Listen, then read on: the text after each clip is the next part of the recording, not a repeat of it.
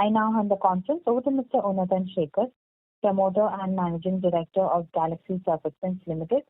Thank you, and over to you, sir. Thank you. A very good afternoon to all of you, and welcome to this conference call for the year 2021. Ladies and gentlemen, Oxford Dictionary defines resilience as the capacity to recover quickly from difficulties or the ability of a substance to spring back into shape. Elasticity. While the world may define 2021 as a year of pandemic and disruptions, at Galaxy we would like to define the year as a year of resilience. The year which tested every aspect of our business, be it our people, operations, supply chain, or demand. But despite all the challenges that persisted throughout the year, the performance has been exceptional. Exceptional as at the start of the financial year, we had 1.5 months of complete shutdown. Multiple supply chain disruptions that persisted all through the year. Demand variability challenges with excess demand for performance surfactants and cut down in consumption of specialty care products at different points. And finally, a pandemic to deal with varying intensity levels throughout the year. Against that, your company has delivered a volume growth of 5.3%, an EBITDA growth of 22.6%, a PAT growth of 31.1%, and with a ROC of 25.2%, an improvement of 170 basis points, and a net operating cash generation of 365 crores of rupees. Our performance surfactants have registered a healthy 8.8% volume growth, and despite the disruptions in H1, specialty care products have ended the year with a 1% decline in volumes. In H2, the demand for performance surfactants remained the same in absolute terms vis-a-vis H1, implying the structural uptick in demand, whereas specialty care products have registered a 15.7% volume growth in H2 over H1 FY 2021, thus arresting the decline seen in the first half. Now, despite the shutdown in Q1, volumes in India have grown 11.2% versus previous year. AMET market, which got its mojo back in Q2 FY 20, has not only sustained but also registered a healthy 8.2% volume growth for the year. Finally, the rest of the world markets, which primarily are driven by specialty care products, which saw a major decline of 16% in H1 versus previous year, have made a strong comeback in H2, registering a growth of 4%, overall ending the year with a 6.8% decline. So to summarize, ladies and gentlemen, if 2021 were an alphabet, we would like to call 2021 as the year of P5Ps. That is, the pandemic and pressures countered by persevering people and persistent partnerships, which ensured we deliver a near perfect performance. Having said that, let me take this opportunity to thank every Galaxite who has made this possible. Starting with our frontline warriors, our operators on the floor, operations and supply chain team members, business members who held fort when everything around them appeared hazy and turbulent, our support staff who within days adopted a completely new lifestyle of working from home, balancing both the needs of their families as well as that of Galaxy, and finally our administration and CSR teams, the teams that ensured we continue functioning as well as helping our society throughout the year. But ladies and gentlemen, as they say, every battle has a price. The price one pays, and while the battle against the pandemic continues, I want to take this opportunity to remember our 8 Galaxites who lost their lives battling it. Losing a family member is not easy, and while no amount of monetary compensation can make up for human lives, your company has taken steps to support their families. We have introduced the COVID family care policy for all GSL employees to provide economic stability and financial security to the families of the employees who succumbed to COVID. A small step to ensure that families do not face any further disruptions or challenges on account of loss of income and continue leading their lives honorably. In this, the family will receive a monthly committed payment till the notional date of retirement of the employee, medical facilities along with educational support for their children, apart from the emotional support your company shall be extending at all points of time. Throughout the pandemic, your company has ensured that not a single rupee was spent by our people or their families for any COVID-19 related treatment. The entire cost was borne by our company. Apart from tying up for beds, your company has also decided to reimburse as well as organize a vaccination drive for all its employees. While the battle rages on, this is a battle which we all need to win, and your company will leave no stone unturned to come out victorious. Ladies and gentlemen, at Galaxy we believe the next decade will be the decade of innovation, sustainability, and digitization. While sustainability and innovation have been part of our core strategy for more than a decade now, the year 2021 saw us making strides in the digital arena. Your company has not only successfully adapted to the work from home culture, but also enhanced its digital marketing presence through various channels.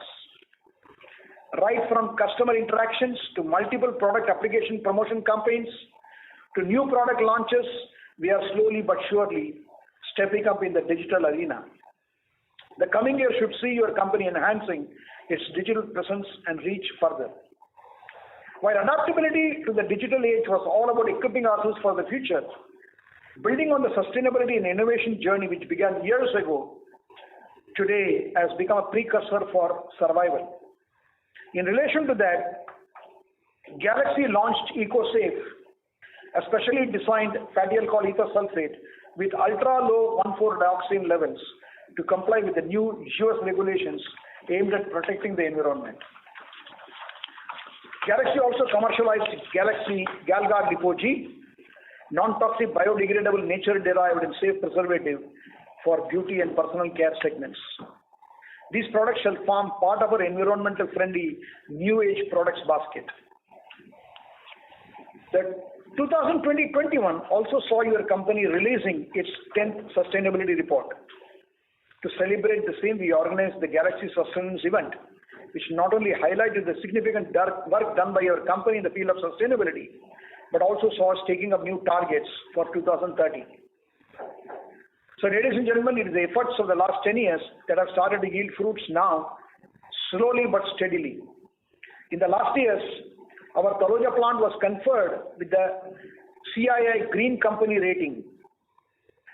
We achieved consistent progress in carbon disclosure projects CDP 2020 with a score of management level B in CDP climate change compared to the global average of C. We achieved a management level B- in CDP water compared to a global average of B, and leadership level A- in supplier engagement compared to the global average of C. We won the EcoVadis 2020 gold medal. Our M3 Tarapur site has been awarded as a winner for the Kaizen in the category waste elimination. We received certificate of appreciation from IMC Chambers of Commerce and Industry for becoming the first IMC Certificate of Origin member to release the online digitally signed Certificate of Origin. Our Jagadia manufacturing plant got accredited with EFFCI GMP certification. Recently, as you would have seen on our social media platforms, your company's watershed management efforts across drought locations in India was recognized by the CII as an excellent effort towards ecosystem restoration. So to conclude, ladies and gentlemen, while the underlying strength of your company's business model has ensured we come out stronger, the year 2021-22 will be all about consolidating and building on from here. The capex is planned for our specialty portfolio, which have got delayed by further 6 months. We are confident of operationalizing the same by Q4 FY 2022. While the demand remains structurally robust, supply chain disruptions, normalization of demand as against the pent-up demand we saw in Q2 and Q3 FY21, wave 3 and below average monsoons are the potential headwinds we see going ahead. while the long-term growth story remains intact, in the immediate short term, we remain very, very cautious. Thank you, ladies and gentlemen. Thank you very much. We will now begin the question and answer session. Anyone who wishes to ask a question may press star and 1 on their touchtone telephone. If you wish to remove yourself from the question queue, you may press star and 2. Participants are requested to use handsets while asking a question. Ladies and gentlemen, we will wait for a moment while the question queue assembles.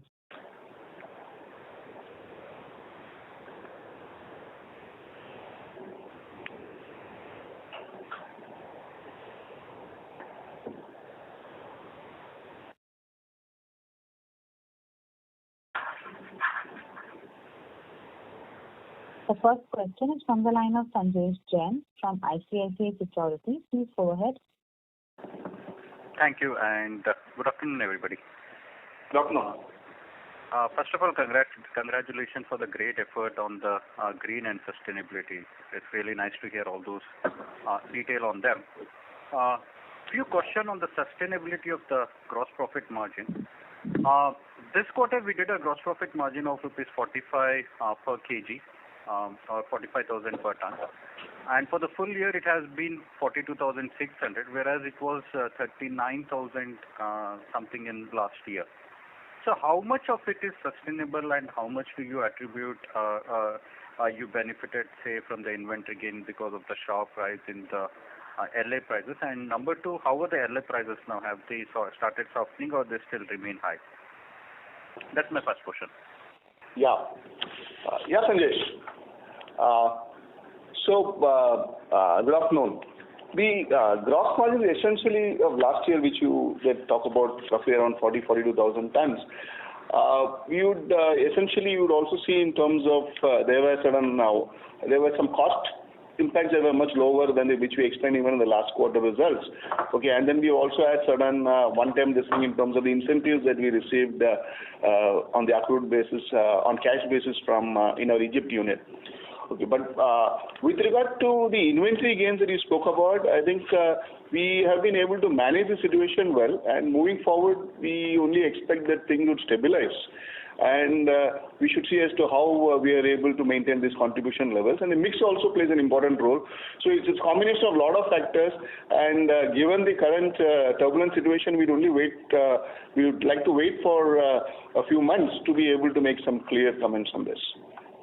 And with regard to the fatty alcohol prices, as against about $1,600 in the last quarter, they're at almost $2,200 to $2,300.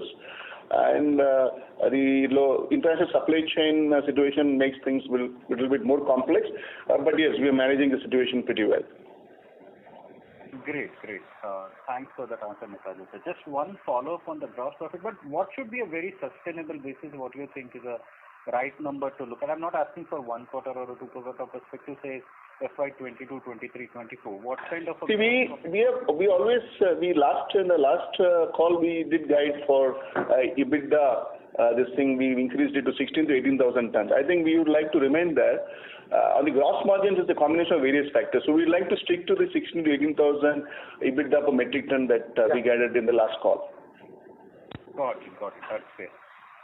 Second question on the volume growth. It looks like India slowed down very sharply in this quarter. So we had a very great 2 quarters, double-digit growth. Now it's a mid-single digit. And ROW, again, we saw recovery last quarter, but it looks like flattish, whereas I think rest of the world is opening up, and I thought we will have a pent-up demand to benefit. Should we that coming in the coming quarter? Have we seen any sign of the pent-up demand in the rest of the world? Yes. So I'll answer the first question in India volumes. If you see overall India volumes, we have grown for the full year at about 11.2%. Okay, which obviously is much ahead of what our industry had a growth in the last full year. So this quarter-on-quarter variability typically happens because, on the way the market responds in terms of stocking up. So I don't see that, it's not indicative. The last quarter India volumes about 5.8% that we grew is nothing indicative of the way the market is panning out. So overall we have grown by 11%, which is pretty good. In fact, if you see quarter 3 we grew pretty significantly. It's all a question of how the pipeline inventories get managed by customers. Now, with regard to the rest of the world numbers, last quarter, we did see the impact in terms of global supply chain. So we would see that the entire supply chain was impacted first in terms of the availability of space on shipping on ships. Okay, given that the entire logistic industry is going from bad to worse month after month. And then what further complicated the situation was the logjam in the Suez Canal, which also delayed certain of our shipments. Okay, so we do see things getting resolved and coming back.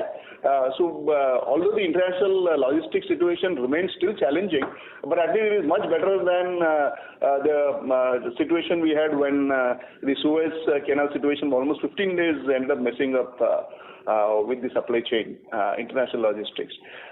It still continues to give us some sleepless nights, okay, but we are managing it pretty well. So if no further headwinds coming in terms of logistics situation, I think we expect things to come back in the rest of the world in terms of better movement of material. Okay, so you're telling logistics was a reason why we did not see the revival, but from the next quarter onwards, that should be visible, right? We should see that getting better. We should see that getting better. That's great.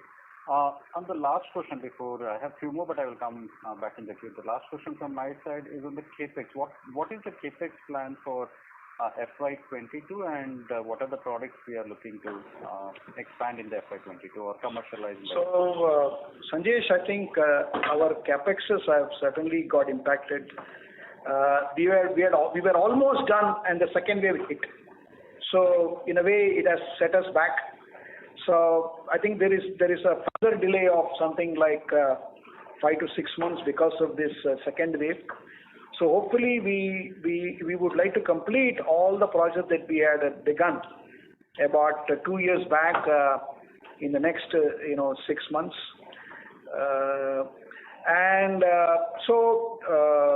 I think our CAPEX, if you see, has been, we have always had a desire to incur something like 150 crores every year. And so this year also, I think all goes well. We should be able to, complete our CAPEXs and incur that CAPEX of 150 crores. Okay, so this year 150 crores should be, because last year I think we did somewhere around 100 crores. FY22. Yeah, we couldn't spend it. So the expenditure was around whatever you said. Yeah. Other thing, Sanjay, is although we are ready in terms of all our plans, but then the availability of the project manpower is becoming very critical. So that's something is what is slowing things down. Otherwise, we have a lot of plans in place. But is our growth anyways hurt by this CAPEX delay in any product we are facing? Yes, certainly yes. I think if something gets delayed, it certainly impacts our introductions. Okay, so that means our introductions and the volume should be better with this CAPEX execution, say, from the second half, right? Yes. Got it. Thank you very much for answering all the questions, and best of luck. Thank you. A reminder to the participants, anyone who wishes to ask a question may press star and 1 now. The next question is from the line of Nishant Chaudhary from Systematix. Please go ahead. Hi, thanks for the opportunity. This is Naushad Chaudhary. Two clarifications, sir. First, on the raw material side, there is a sharp increase in the raw material prices, and I think most of our clients are also suffering in terms of demand. So just wanted to understand what are the challenges are we facing in terms of passing on this, because there is a sharp jump, and I believe we have month-on-month passing on the prices, but looking at the kind of condition our clients are having, what kind of challenges are we facing in terms of passing on this to clients? Yeah, so obviously, there is a graded way in which prices are adjusted into the market. and we are doing that on ensuring that we are able to get the price increases, which is. But then the demand situation is what is critical. So the way I look at it is that if the demand situation continues to be robust, it combined with high commodity prices, it makes the job easier. We only hope that the demand situation doesn't get impacted because of if that happens and then the commodity prices continue to remain high, that will be a different challenge that we need to face. But we are cautiously optimistic that the demand situation would continue to remain robust, and that would enable us to be in a better position to be able to pass on the price increases on the raw material front. Does it impact in terms of volume offtake as well if it continues the similar kind of raw material prices next 1-2 quarters? Finally, it all depends on how the consumer demand pans out in the market. So if the consumer demand doesn't get impacted, because of the amount of money that they're able to have in their hands to spend on these items, we don't see an issue. So our demand is only derivative of how the consumer demand pans out. So as of now, we're not able to see any clear direction. We only see things are into a steady state. We need to wait for next 2 or 3 months to understand, post this COVID wave that has happened, how the demand has come back. Like the same situation was last year as well. Like at the same time last year, we were also pretty uncertain about how the demand is going to pan out, and it panned out well. So we do hope that the same situation repeats, and then we'll be in a better position to manage the raw material volatility. Understood. One more clarification. If I see the working capital cycles, despite sharp jump in the raw material prices, we have been able to manage our working capital quite well in terms of inventory days as well. So just wanted to check, are we carrying our inventory lesser than what we used to carry, let's say 2-3 quarters back? Yes, in fact, if we see if you ask us the way the uncertainty in the international logistics situation is, we would like to actually keep our inventory levels up. One of the reasons why it was lower was because our ability to stock up was impacted because of the international logistics situation that was there. So ideally, yes, we would need to be better prepared because that would give us a good opportunity to partake in the sort of growth that we expect moving forward. Okay, our ability to cater to pent-up demand is directly proportional to our ability to build up inventories. So ideally, we would like to build up inventories to be able to cater to the sort of growth that we expect moving forward. Actually, I was asking, are we having a lesser inventory compared to previous quarters, because that doesn't see reflect in the working capital cycle. So technically, if we are having higher inventories compared to previous. No, we would like to build. We couldn't build inventory as much as we wanted to. That's what I was saying. So we would like to moving forward build that. So what you see as a lower inventory level is not something that is ideal for us. So we would now focus in terms of how are we able to build up the inventory to the most optimum level, so that we don't miss out on partaking in the demand growth that we foresee. Understood. I'll come back in. Thank you. Thank you. The next question from the line of Rohan Gupta from Edelweiss. Please go ahead.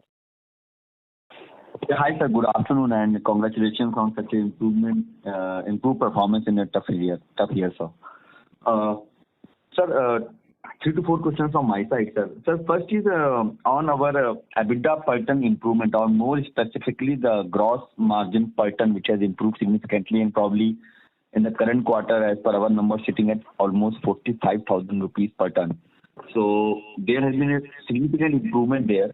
And at this time, we have seen this improvement has happened without much change in the product, because the specialty product still remain on a lower side only. So in last 3 years, we have seen that, or probably the last time when the sharp improvement in margin has happened, it was mainly driven by the product mix change. But this time, I think it has mainly improved from the surfactant business itself. So just wanted to understand that has there been any significant changes in surfactant business has happened, or it is just only because of the higher price increase and raw material price driven rally, which has benefited to you, and maybe going forward margin per ton level may come down slowly? Yeah, see, margins per ton will start tempering because we have started moving into a higher upcycle in terms of commodity prices. Okay, and then the margin per kilo also gets within performance price in terms of what sort of the mix also makes a difference within the performance surfactants. Okay, so that's also a very contributing factor, and the expenses also. Okay, there is inflationary pressure, and then we do see that expense also would start going up.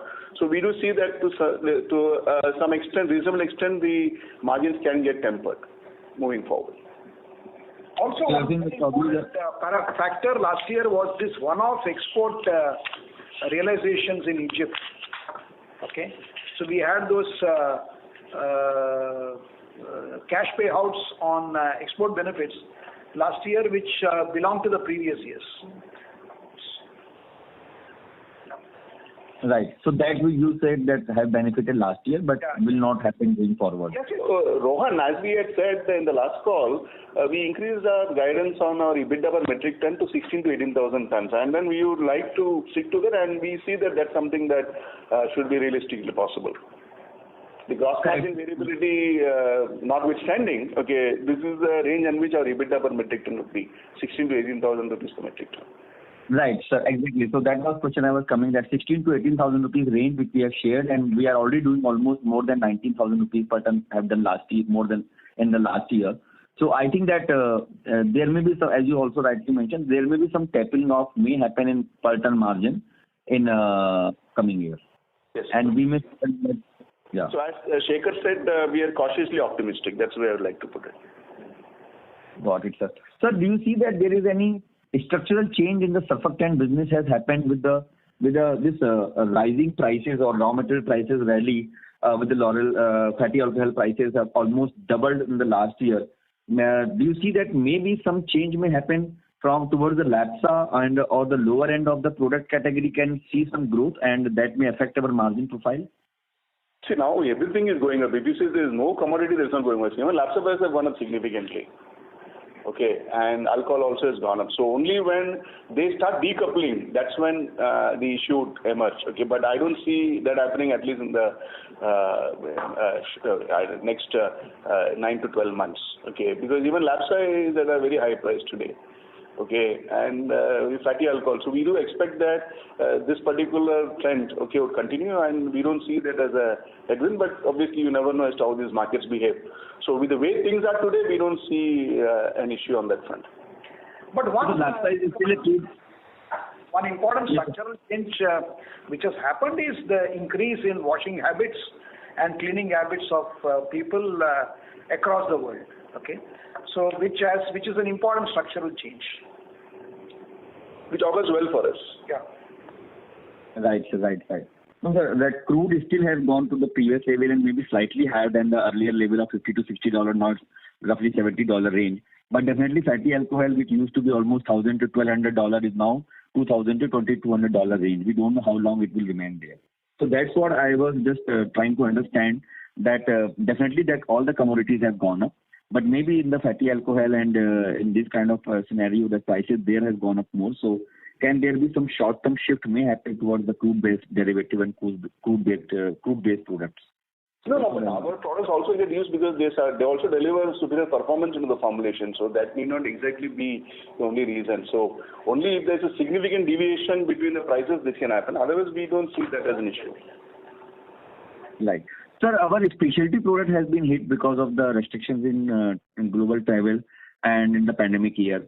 Do you see that with the opening up of the global economies over next 6 months to 1 year, that we may add significantly, or our specialty products basket can give a significant volume growth over next 2 years to 3 years once the global markets opens up?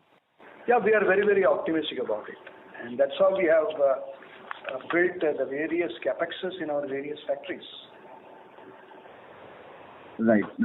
Even sir, I understand that roughly 50 crore, which we are talking about almost annual capex. A large part of that, because in surfactant we already have a significant capacity. So a large part of this capex is going on specialty products only, right? Yeah. I think as of now, yes. Okay. And sir, what will be the utilization level of our surfactants right now? And when you see that with the current growth profile, we need to go for the additional capex for surfactants, sir? So we are currently at about 65 to 68%. Okay, and typically we keep reviewing on product-wise basis what sort of capacity we need to be ready with, and we are planning to for the future. So that will keep happening. We already have some discussions in the drawing board, but that will keep happening depending on how we see the demand panning out and how we need to prepare. Fine. I may have some follow-up questions. I will like to come back in queue. Thank you, sir. Thank you. Thank you. The next question is from the line of Bhargav Buddhadev from Kotak Securities. Please go ahead. Yeah, this is Bhargav from Kotak Mutual Fund. Good afternoon, team. Sir, is it possible to share the mix of specialty business in the India piece of revenue and the overseas piece of revenue? Yeah, so essentially your specialty is a big portion of rest of the world market. Okay, and within India, probably it can be about, for India business, it will be about 15%. 15%, okay. And essentially the growth would be coming primarily from the rest of the world piece, right? As far as the specialty business is concerned? No. I think, as a matter of fact, all these specialty products are in line with the progressive trends which are happening. Okay? So, and that's how the various specialty products are growing in importance, both in our portfolio as well as in the consumption portfolio of customers. So the time difference, of course, will be there. I think the growth will be led by the Western countries, US, America, and Japan, and it will be followed by the various other economies like China, India, and so on. And as far as the quality of growth is concerned in India and China, given the under-penetration, how different would be the realizations in India compared to overseas in your specialty portfolio? Would it be a very big number or would it be a small number? See, as we said, when we talk about performance surfactants, our sales are always in the nearby geographies of the country where we have our manufacturing situated. Whereas specialties, whatever we produce here, goes to all the parts of the world. So if you look at our performance surfactants, the manufacturing facilities are in India as well as in Egypt, and the majority of performance surfactant sales happens in the geographies or the countries which are around India as well as Egypt. Okay, whereas specialties goes whatever gets produced, whether it is in India or Egypt, goes across the world to various parts of the world, various countries. Sure. So is that the reason why the margins in the standalone business are higher as compared to your subsidiaries, because the manufacturing margins are captured in the standalone business? No, it also depends upon the product mix. Okay. See, the product mixes will be different in India versus the product mix in Egypt versus the product mix in US. Okay, the product mixes will be different in different countries. Sure. And lastly, I mean, you mentioned that there was a lower exports incentive booked in the current quarter as compared to the same quarter last year. So is it that it got accrued and you did not capture it, or how should we look into it? No, that is to do with India export incentives. I think if you see, the Indian government has held back. See, the MEIS scheme, they capped it at 2 crores right up to December, and subsequently nothing was available. Okay. So in India, we used to have the incentives done on accrual basis, which we stopped accruing based on what the government announced. So there is a cutback on incentives announced by the Indian government. Okay. So as and when it gets again reinstated and we receive the cash, we might start booking it. We'll start. So that will be under the new scheme called RODTEP. So they had to announce the rates. Okay. Fair enough. Thank you very much and all the best. Thank you. Thank you. The next question is from the line of Kapil Agrawal from ITIS Capital. Please go ahead. Good afternoon, Captain. I have 2 questions. The first. Can you talk louder, please? It will be nice. Sorry. Am I audible now? Yeah. So, could you give us a rough volume split between the synthetic versus the biodegradable or green surfactants? And could you give us the margins you make on both, and if they are any different? Also, where do you see the potential of the oleo-based surfactants growing? See, the oleo-based surfactants, we make only oleo-based surfactants, okay? If you look at globally, the oleo-based surfactants are, exclusively and fully used in all personal care and a large part of hand wash, products. However, the fabric wash uses both petro as well as oleo. And in terms of particularly premium products, premium fabric washes, I think there is an increasing trend in terms of using oleo-based surfactants in line with the desires and goals of sustainability by all the manufacturers across the world. So this is an important trend which is happening, but it'll be progressive and gradual and evolutionary. Yeah. Is it fair to assume that if the oleo is growing, it will eat out of the synthetic surfactants in terms of volume? Can you repeat it? It will eat out what? Synthetic.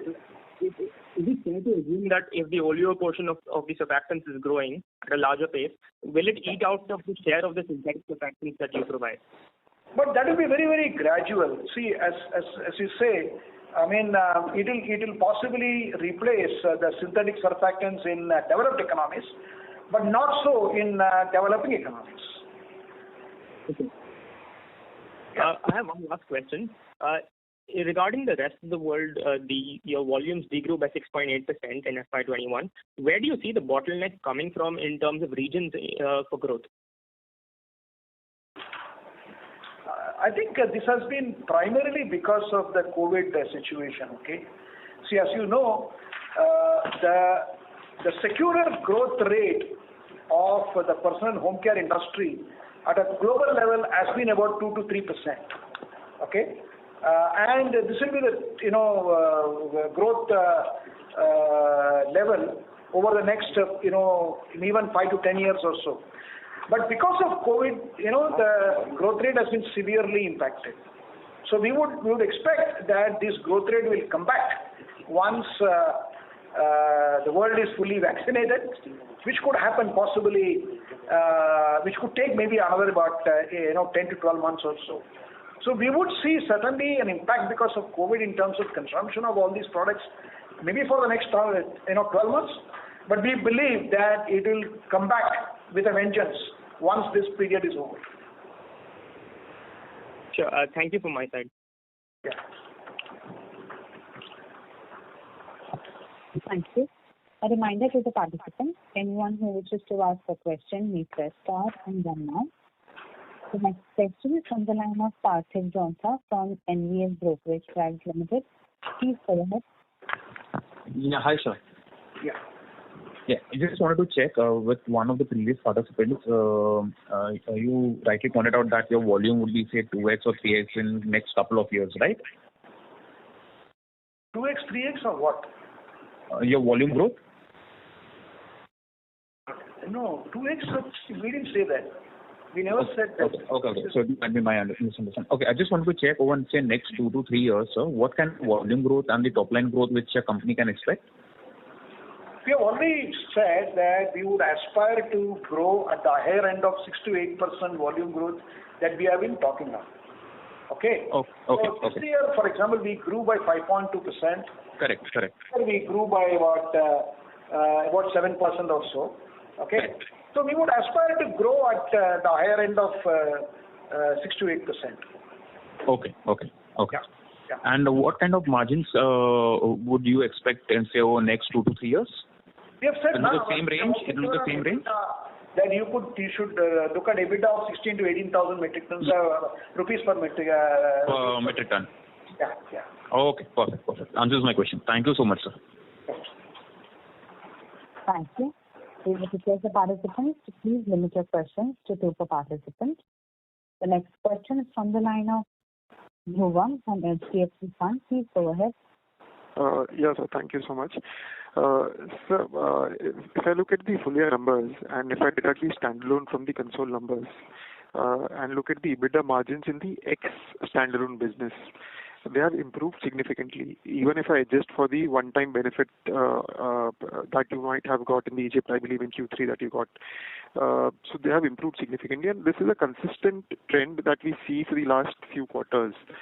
So anything that you can highlight, what's helping, what's happening there structurally, and what's changing in the business profile there, for us to better understand how things are moving.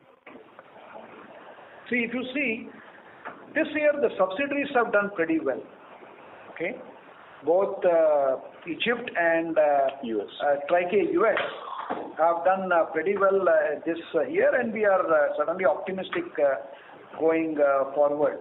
Another important thing which is structurally happening in the business is a progressive increase of the specialty portfolio in the overall context. Okay, so which is of course driven by our innovations, whether it is on non-toxic preservation or on mild surfactants or vegetable proteins. So these are the various platforms which reflect the consumer trends as the world evolves and progresses. And this has got certainly a significant amount of fillip in this COVID year, where people have realized that the attention to personal as well as social hygiene is extremely critical and important. So we see that this trends driving the consumption and growth for the personal home care industry as we go forward. Sure, sir. So just one thing on this, if I understand it correctly, large part of the specialty portfolio that you sell is produced in India. Egypt, if I'm not wrong, is LABSA, and I believe the US has some specialty business. Egypt also, will have has started producing specialties, and we will continue to grow on producing specialties. Even Egypt also will do that. But yes, till date, it has been, predominantly the performance surfactants. Yes. Got it. So that is what I was aiming to understand. The ex-subsidiaries have done well. So I believe this is not primarily due to the specialty, because that gets reflected in your standalone business. So the ex-standalone is also doing very well. I mean, standalone anyways is doing well. So Trike is entirely specialty, and our US operations, okay, very largely specialty, okay, no, it's not entirely. And Egypt, the percentage of the specialty portfolio has been increasing year on year. Last year, and fortunately, both Egypt and US didn't have any lockdown, so their operations, fortunately, were not significantly impacted at all. Unlike India, see, we can say our Indian operations, you can take it as a 10-month operation. I think we could, we didn't run 12 months at all. So we ran in a way only for 9.5 or 10 months as far as the last year is concerned. Sure. Because in that context, so if despite the Indian operations running at only say for the 10 months, your EBITDA per ton or gross margin per ton or the overall performance has been significantly better. Yeah, that is because of the product mix, as you said. Now, if you strictly compare between the various subsidiaries, then India's product basket has a wider variety. Okay. Has a wider variety. And other thing we had said earlier also, in Egypt there was this accrued incentives which you got on cash basis last year. So that I've adjusted in my numbers, even adjusting. So the point is that India, your gross margin or EBITDA would be a reflection of the product mix that it has. So the point is, if I add back, say, for example, for the 2 months impact in India, and for the 15 crores impact which you had one-off in this quarter, if I add back, the numbers would have been, for the full year would have been much better. In that context, probably the EBITDA per kg would have been somewhere around 20 rupees or odd. In that context, your guidance of 16 to 18 looks conservative. So that is what I was, trying to get. All of us would wish that it goes up, and we would also wish that it goes up. Yeah. So so last year was a significant jump. So we would want to, but then yes, the external scenario needs to be cooperative, and then yes, our aim is to better it, but then we would like to guide at 16 to 18,000 tons as we did in the last call. Okay. So the risk to this number, I mean, your reason for lower guidance is primarily because of the RM situation, and how that pans out will ultimately drive the overall thing. I mean, that is what, if I understand correctly? I mean, if the RM continues to be very high and demand does not pan out in that sense, there could be some impact on margins. That is why, on a conservative basis, you're guiding for a relatively lower number. Yeah, it is also because, see, as we have said, we will grow on both the categories, both performance surfactants and specialty. And we have always reiterated that the gross margins or the EBITDA per ton on specialties are higher. But we would not like to lose on the volume growth of performance surfactants in the various geographies that we operate.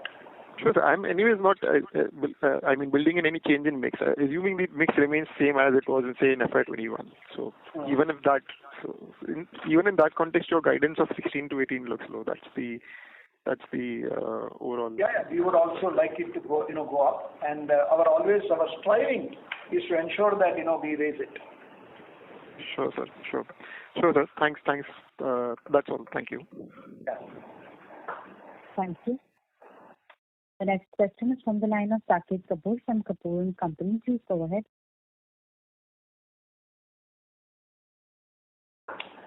Yeah, namaskar, sir, and thank you for the opportunity. Sir, off late, correct me, sir, Clariant Chemical has also entered into a JV with an Indian listed company for taking over their ethylene oxide derivative unit. So are they in line being a competitor to us, and what is their target market where we also operate? If you could throw some light on that. I think you are referring to India Glycols. Yes, sir. Yes, right. India Glycols has largely been only in glycols and a certain non-ionics. I don't think they have been in other categories of surfactants. So we haven't come across India Glycols as a competitor till date over the last, say, 20-25 years or so. Okay, sir. So they are in no direct competition with us as of now. That is it. Yes. Yeah. The last 20-25 years. Okay. Thank you, sir, for the clarification. All the best, sir. Thank you.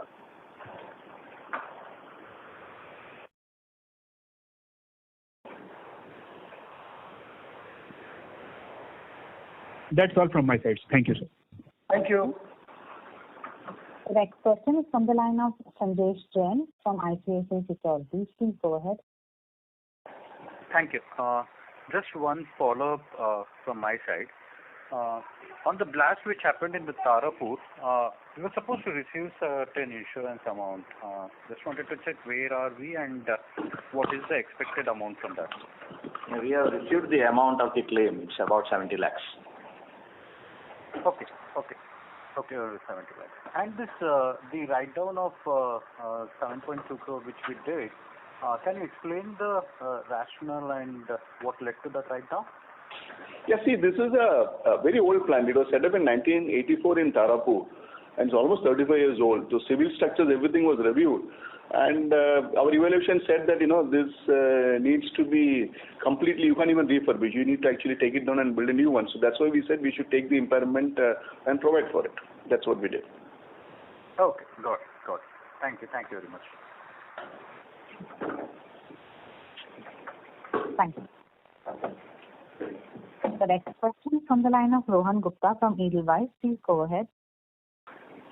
Yeah, hi, sir. Thanks for the follow-up, sir. Sir, can you give a breakup of for the full year in 21 of T1, T2, T3 customers, sir? Yeah, it is about 53% T1, about Tier 2 was about 13%, Tier 3 was about 34%. Tier 3 was 34%, sir? Yes. Okay.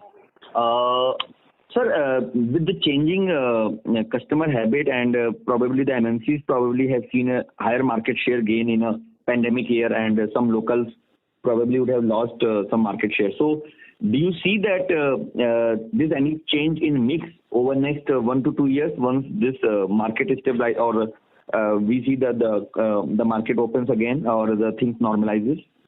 See, we would see the disruption during this period, whenever this COVID impact is there. So, but everything will come back to normalcy once the situation or COVID is totally vanishes from the world, and that could happen in the next, let us say, 15 months or so. Then we would see, I think, every single parameter or matrix coming back to as before. Okay. Sir, on this specialty products portfolio, sir, I think that is roughly now 35% kind of volumes coming from there. How do you see that this specialty volumes, though you guided for total volume growth of close to 6 to 8% and may like to remain in a higher range of that. Sir, we want to specifically on the specialty products volume growth, how do you see that over next 2 to 3 years? I think they will fall within this particular range, overall range. Okay? Overall range, certainly I think the absorption of specialty products is progressively increasing across, particularly in developed markets and even in India. So we would, overall the volume growth, as we said, will be in the 6 to 8% range. Because some of the specialty products are all low volume, high-end products. So, it will be very difficult for us to put a number because it's a combination of various specialty products. Okay. So, overall 6 to 8% will be the right number to be looking at. Okay. Because, sir, in last 3 years, if you look at the CAGR, then definitely the volume growth would have been in lower range of this, but we have seen a significant improvement in EBITDA, and EBITDA growth has been much higher than the volume growth because of continuous improvement in margin. So, if we are looking at that, margins may either taper off or may remain at best at current level over next 2 years to 3 years, then probably the growth only will be chasing the volume-led growth. And if that remains only 6 to 8%, then probably we may see a lower bottom line growth for next 2 to 3 years. That's what my concern was.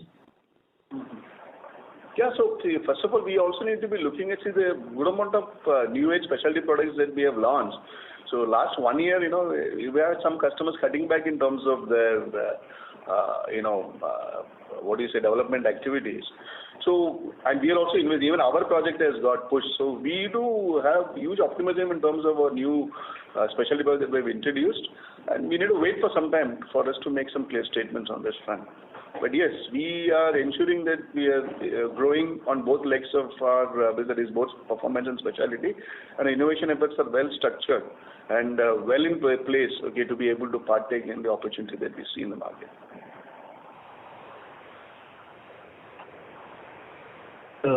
With the sharp rise in raw material prices and which are continuously rising, have we been able to take all the price increases to the end products, or there has been some hit on the and we have not been able to completely take on all the price increase?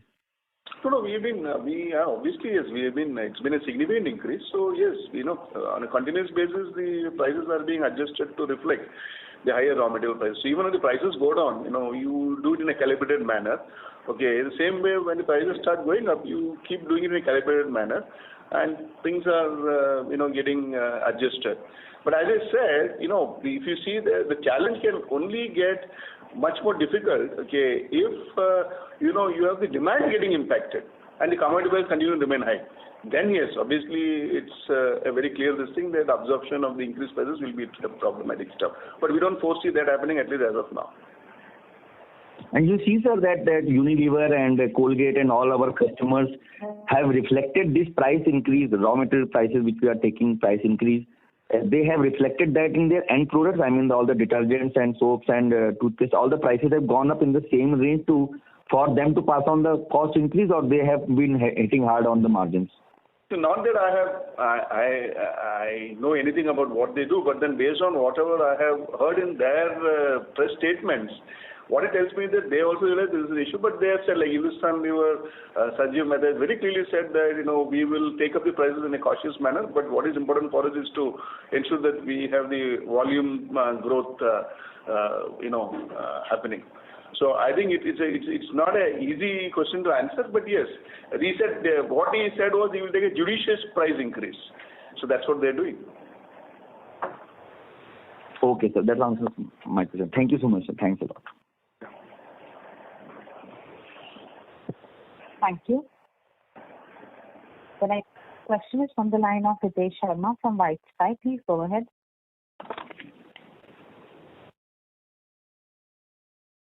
Hello. Good afternoon, everyone. Yeah. I just want to understand, capital work in progress as compared to last year. This year has gone almost double. When this project is likely to be complete, and what will be the benefits to the top line and bottom line? We are optimistic that we should be able to complete the two projects in Tarapur and Jagadia, which we started about 2 years back, in another 4 to 5 months or so.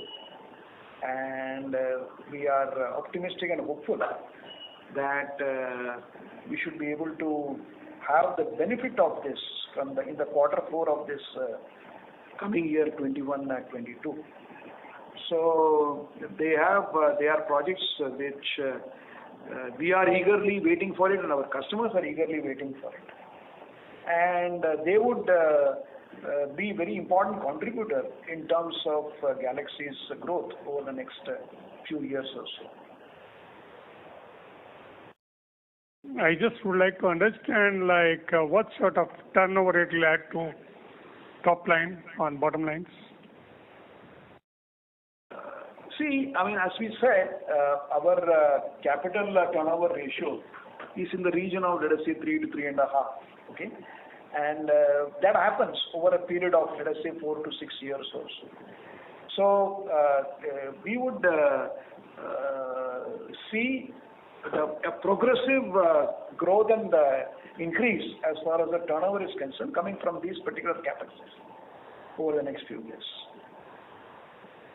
Thank you. Yeah. The next question from the line of Hiten Sheth from Crystal Investment Advisors. Please go ahead. Hi, and thanks for the opportunity, sirs. I've tuned in a little late to the call, and I don't know if I've missed out some of the initial strategic comments that you might have made. What I want to understand is, in terms of our relative, wallet share with some of our key customers, and for the space or for the segments that we are suppliers to them, how much of the opportunity is penetrated and how much more remains? Do we have a 5-10 year growth runway to keep expanding, and are we moving in that direction? What is the evidence over the experience of your last year? If you were to look at, say, 5 or 10 of your top customers, how much more of wallet share is available to us to capture? What's the opportunity penetration like? See, if you look at one of the key things about Galaxy is that we have had very, very long, abiding and sustainable relationship with our customers. Yes.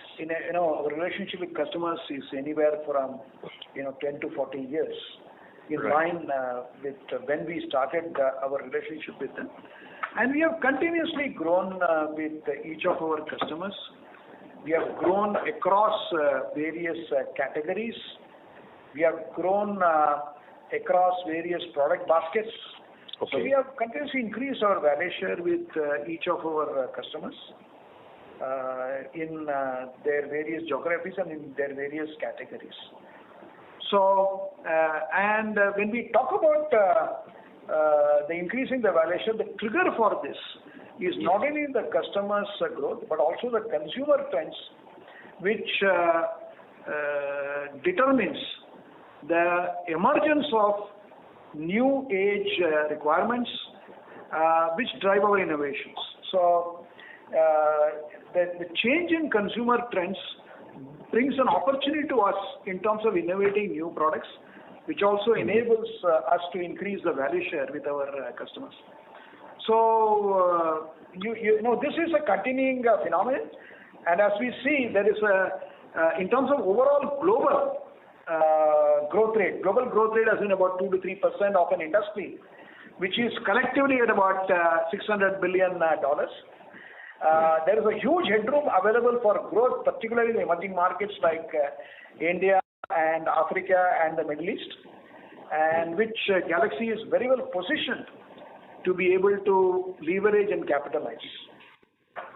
Yeah, so, you know, as an analyst of your business, the thing that is most important for me if I want to be a 5-year or a 10-year shareholder is not just whether you grow in line with the trends that your customers are encountering in the market, whether volume growth or whether even new product rollouts, but whether you are capturing a bigger and bigger part of their addressable opportunity that they open up to you. And so definitely, is it fair to assume that there are some people like you who are losing out because of your faster growth? So we have always said that, you know, how we evaluate ourselves is that how well we grow ahead of the market. Okay? Yeah. So we have always grown ahead of the market in the various geographies that we operate on. And this has been a question which has come up and which we have answered and replied in every single conference call, the way we have grown ahead of the market in the various geographies that we operate. So that's what is attractive, sir. I don't want to labor the point, but you know, you've done it so long. Is there still a run doing this for another decade? That's the thing. And if there is, that's very heartening. Yeah, we do see that happening. Okay, and then the way we increase value share is in terms of, one is the organic growth that happens, second is in terms of getting into more countries and regions where we're not present, and other is expanding the product, the basket itself with the customer. Because the customer doesn't offer every product that he buys, okay, right? So it is a constant progression that happens, and we need to keep proving ourselves in our ability to be able to service them well across location. So it is a product basket expansion that will happen in terms of penetration. It will be geographical expansion that will happen, and also in terms of new products that we will offer, plus the changing trends in terms of reformulations, all that also will present its own set of opportunities for us. So that's why it's important that when Shekhar says relationship, only relationship ensures that we are always on top of their mind. Whenever there are any requirements, anything they want to be doing across certain geographies or enhance the products basket with us, okay, we are the top of the mind supplier, and that is very important, and that's what we are good at doing, and we'll continue doing it. Yes, I couldn't have asked for a better response. So thanks very much. That'll be all.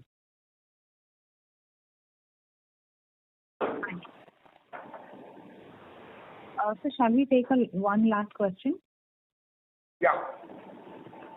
We'll take the last question from the line of Deepak Thakkar. Please go ahead. Yes. Thanks to give me this opportunity. First of all, really I appreciate and congratulate you, sir, and the entire team of our company to give such a wonderful result. And you also said nicely that about 5 P's, how is resilience in even pandemic. Sir, my first question is about in pandemic, the government has given these PLI schemes. So how much benefit we are able to take it of this scheme? And now the world economies are looking at the country other than next to China. So how much we are able to take advantage of this situation, sir? Yeah, no, first is with regard to our industry, the government has not yet announced any PLI scheme. So the government is looking at various sectors. Our sector has not been, there's no framework that has been set under the PLI scheme. That's the first. When the government announces, okay, we'll then see how the eligibility comes in and what we would need to do. The second question on the China Plus One factor. We right now, it's in our segment, it's more in terms of we actually export into China even today. Okay, so the question of a certain demand that is currently catered to by China and how we can position ourselves against that. Okay, we are seeing as to what opportunities can emerge. We're evaluating it, but as of now, there's no clear statement that we're able to make. I see. Thank you. And one, maybe you can call it a suggestion or your plans, I would like to know. We are already completing 35 years. We are in the almost 4th year going to the public. And we shareholders would request you to come out with the split or the bonus shares. Dividend you are already increasing. Thank you, sir. That's all. Thank you. We appreciate Noted. your and appreciate and note your suggestion. Thank you. Thank you, sir. Thank you.